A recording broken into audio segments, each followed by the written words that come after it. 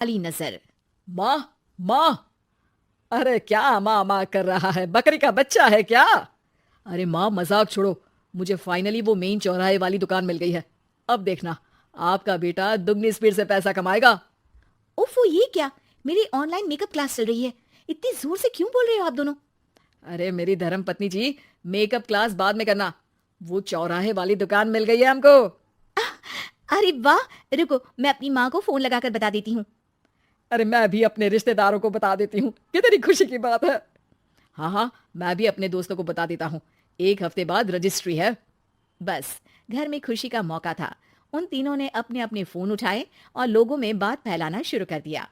और रही सही कसर श्वेता बहू ने अपने पड़ोस में सबको बताकर कर दी।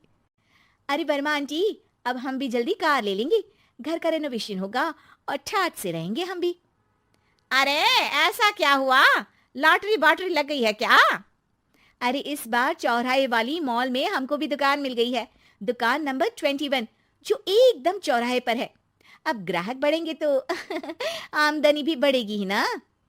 अरे वाह, कितनी खुशी की बात है। मैं बहुत खुश हूँ तुम्हें इतना खुश देख के। बाकी एक बात कहूँ, सबको मत बताते फिरना। किसी की नजर लग जाएगी तो खुशी की खबर वापस लौट जाएगी। हैं? ऐसे थोड़ी ना होता है। अब डरा रही हो। अरे सही कह रही हूँ। काली नजर कहते हैं इस चीज को, जब आप किसी को कुछ बताओ और वो काम बिगड़ जाए। अरे लेकिन मैं तो।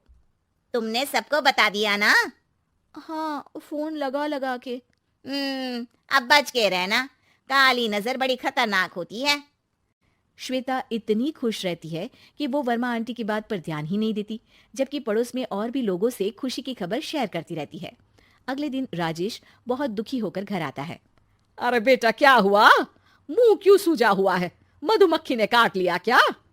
माँ, वो दुकान किसी और के पास चली गई। किसी ने ज्यादा भाव लगा दिया। अरे पर बात तो आपसे हुई थी ना उस दुकान वाले की। हाँ, आज मैं टोकन अमाउंट देने गया था, तब मुझे पता चला। कोई आकर सुबह मुझसे पहले ही ज्यादा अमाउंट दे गया। काली नजर। क्या? क्या कहा? वर्मा आंटी ने समझाया था कि किसी को बताना मत, वरना काली नजर लग जाएगी। अच्छा, तुम्हें उनकी बात मान लेनी चाहिए थी। उनकी बात मान लेती, लेकिन उसके पहले ही सबको बता चुके थे ना हम तीनों। अरे अगली बार से ध्यान रखेंगे। कोई भी नई चीज होगी तो किसी को नहीं बताएंगे। तीनों कुछ लाइक, दिन ऐसे ही रहते हैं, शेयर पर एंड एक दिन सब्सक्राइब। श्वेता को एक मेल आता है। राजेश, मेरा ऑनलाइन मेकअप कोर्स कंप्लीट हो गया। अब मैं खुद का पार्लर खोल सकती हूँ। अरे वाह, अपने मोहल्ले में ही खोलते हैं। ये जो घर के सामने दुकान है ना, वहीं। हाँ, यहाँ सस्ती भी मिल जाएगी। अगले दिन श्वेता वर्मा आंटी के पास जाती है, मिठाई का डब्बा लेकर। अरे आओ आओ, कैसे आना हुआ? जोर से नहीं बोलूंगी। वो सामने वाली दुकान है ना, वहां मैं अपनी पार्लर की दुकान खोलने वाली हूँ। उसकी मिठाई है। अरे वाह, बहुत बधाई हो तुमको। हाँ, मैं कमाने लगूंगी तो राजेश पर पूरे घर का बोझ नहीं रहेगा ना आंटी जी। ये तो है।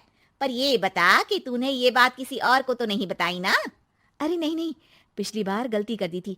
काली नजर लगी किसी की और राजेश के हाथ से वो दुकान चली गई थी। सबको मत बताना।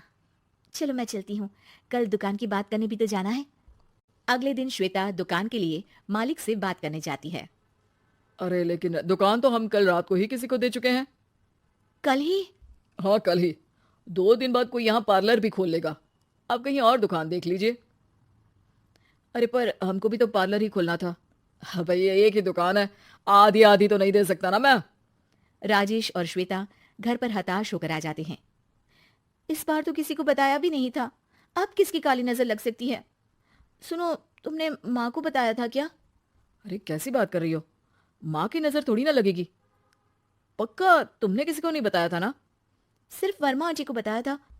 उन्होंने ही मुझे किसी को नहीं बताने को कहा। अरे यार, तुम भी सही हो। मेरी माँ को नहीं बताने को कह रही हो, पर वर्मा आंटी को बताना तुम्हें जरूरी लगा। अरे वर्मा आंटी ने ही तो काली नजर के बारे में बताया था ना। वो हमेशा हमारा भला ही तो चाहती हैं।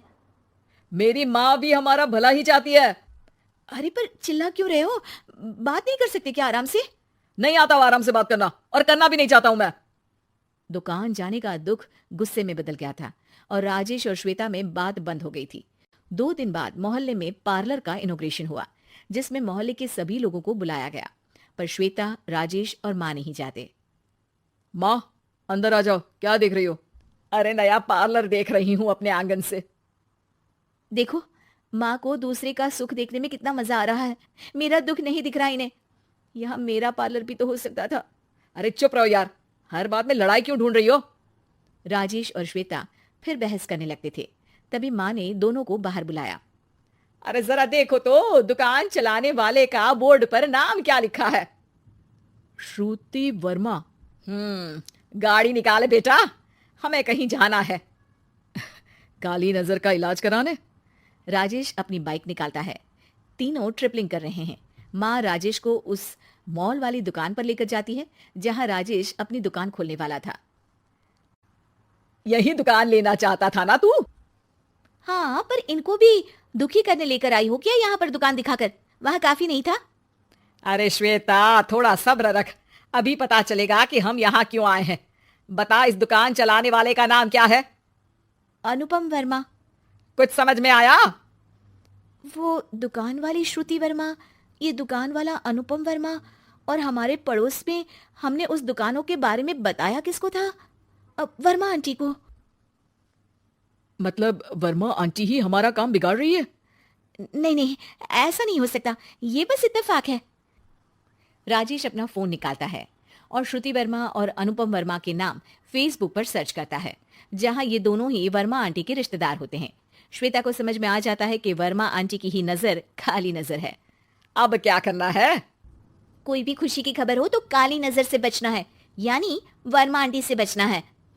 अरे पर मुझे ये समझ में नहीं आया कि वो हमारे साथ ऐसा क्यों करेंगी? अरे बेटा, एक सीख है, दूर के आदमी को आपकी तरक्की से कम परेशानी होगी, पड़ोसी को ज्यादा। दोनों माँ की बात में हामी भरते हैं और अगला काम चुपचाप करने की कसम खाते हैं, ताकि आगे से वर्मा आंटी कोई काम ना बिगाड़ सके।